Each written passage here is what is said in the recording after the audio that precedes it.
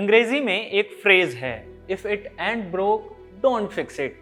हिंदी में इसी बात को एक शब्द में कहते हैं यथास्थितिवाद, यानी जैसा चल रहा है चलने दो, बदलो मत।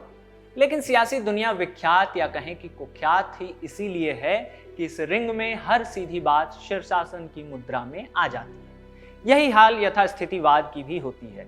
जैसा दिख रहा है यहाँ वैसा होता नहीं है। एक ढकी हुई हांडी के भीतर क्या क्या पक रहा होता है, यह हांडी से ढकनी हटने के बाद ही पता चलता है।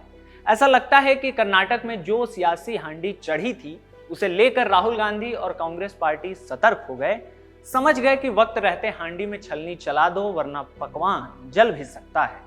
तभी तो अभी अभी केरल में सीएम पद की गुत्थी सुलझाने के बाद कांग्रेस पार्टी ने बड़े फैसले की सुई कर्नाटक की दिशा में घुमा दी। यथास्थितिवाद की सहजता को किनारे लगाते हुए ये चिट्ठी भेज दी गई, कर्नाटक का सूबेदार बदला जाएगा।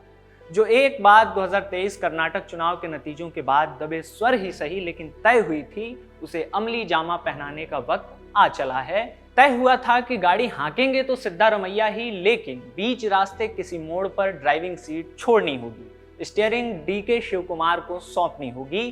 तब ये माना जा रहा था कि बदलाव की बयार 2.5 साल पूरा होते ही बह जाएगी। 2.5 बरस से कुछ ज्यादा का वक्फा बीता ही है और बयार बह चली है। अटकलों की आंधी शांत हुई 28 मई की दोपहर 3 बजे, जब कर्नाटक के सीएम सिद्धारमैया पहुंचे राजभवन।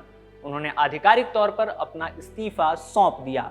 अब डीके शिवकुमार की ताजपोशी की सिर्फ औपचारिकताएं ही शेष हैं।